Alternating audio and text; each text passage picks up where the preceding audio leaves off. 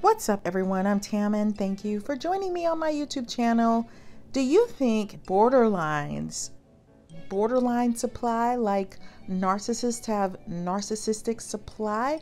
I never hear anyone talk about that, but from my opinion, from dealing with borderlines and studying borderlines for a very, very long time, I think there's absolutely a such thing as BPD supply, and that might be polarizing to some people or even offensive, but I believe in speaking truth.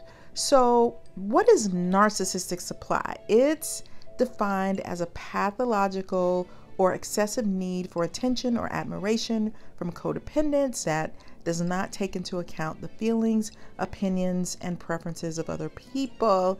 And that is from Wikipedia. So does that describe a borderline to you? Not necessarily. So let's think about narcissistic supply examples. That would include praise, their reputation, achievements, winning, fame, sex, feeling powerful or having power over others, and being in control or having control over others. Do borderlines need those things? Not really. I don't think borderlines are driven by that. So is it fair to say that borderlines have a quote unquote narcissistic supply that's really BPD, like their own brand of supply? They don't need the same thing as narcissists do, but they do need a supply, in my opinion, and we never talk about that. What is the number one clue that there's such a thing as borderline supply or BPD supply? Can you guess? The number one clue is favorite person. Almost 100% of the time, they're going to be seeking out a favorite person, the individual with whom BPD prefers and want to spend all of their time with. Another hallmark of borderline personality disorder is having a favorite person, usually a family member, romantic partner, or someone in a supportive role, such as a teacher or a coach. I think most of the times it's a friend. For someone with BPD, a favorite person is someone they rely on for comfort, happiness, and validation. You may make the argument that everyone needs a friend. This is different from just your average friendship. They're gonna want to connect with this person all the time. Let's just say it's a friend.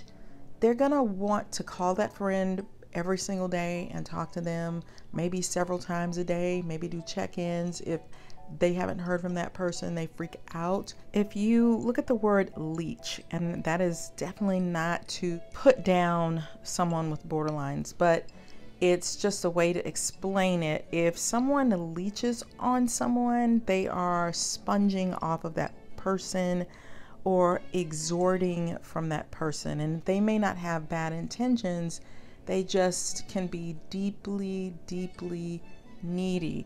And I will say it's difficult sometimes for me to talk about BPD because it's such a painful topic. I worry probably too much about borderlines. Like, my number one thing is, are they ever happy? And it's hard for me to even think about borderlines, even though I do all the time, because I'm trying to figure them out and trying to be helpful in some way, but it just seems like such a painful existence to me. So it's not unusual that they would be looking for a favorite person that they can latch on to, because that intrinsic, internal, deep bond, there was a break in it. That thing that makes us feel okay, like we can exist in life okay, that comes from the bonding with a parent that is consistent and nurturing and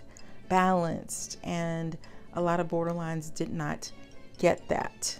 What offers a narcissist supply? It's people. What offers a borderline supply?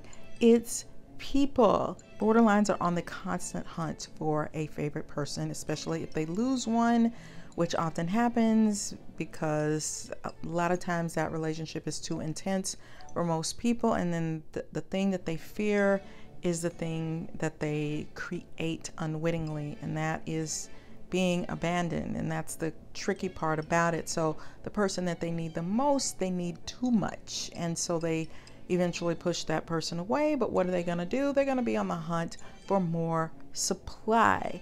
So I would say yes, borderlines need a constant supply because it helps them to feel real. It helps them to feel okay. It helps them. Borderlines need a lot of nurturance, a feeling of intense interpersonal connection and emotional intimacy. And it is essential for them to feel like they can even survive. So they are on the constant hunt for supply.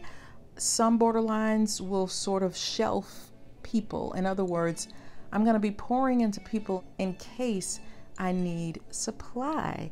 Narcissists will do a similar thing, but borderlines do that also. It's like I'm collecting people, I'm pouring into people, and they may not be purposefully doing it, but they are building a collection, like a background shelf, just in case I need you type of thing. Some of them will do that so that, hey, I'm doing this for you, I'm doing that for this person, I'm helping them, I'm always there if they need me, because in case I need them one day, I can reach up and grab them. And so all of these things that I'm doing, I may test them to see, hey, would you be a good borderline supply for me?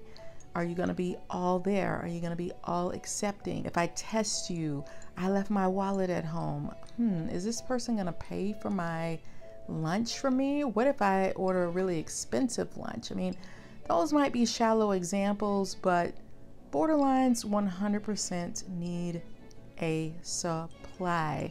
And we may not put it in the same light as narcissists, because narcissists are seen as mean and horrible. But unfortunately, a relationship with a borderline can be equally toxic, equally painful, and equally difficult should they attach to you and use you for BPD supply. It's painful, difficult, confusing, draining. They need more from that person than that person can give. And said person is often a person who has not developed defense mechanisms that can handle someone needing so much from them. So let me know in the comments if you think borderlines need supply, just like narcissists do. We speak all of this about narcissists, but in my opinion, it's really the same for BPD. It's just a different lane of need, but essentially they're both needing and using people in a way that is not appropriate. So that's an area that needs to be worked on. We got to figure out, how do we help both people to make their own supply, to figure out ways to fulfill their own needs. And I've done videos on external motivations, external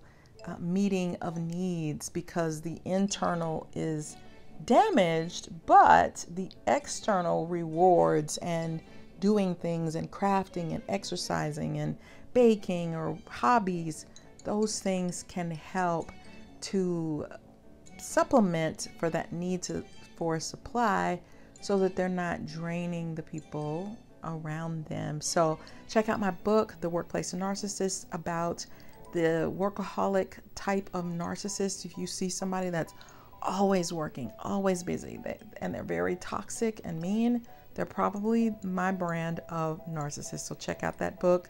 I'll put it in the description box, by Tamara Zyon on Amazon. And I'll see you guys on the next video. Make sure you like and subscribe and share my videos, because I know about this stuff and I can help you. Bye.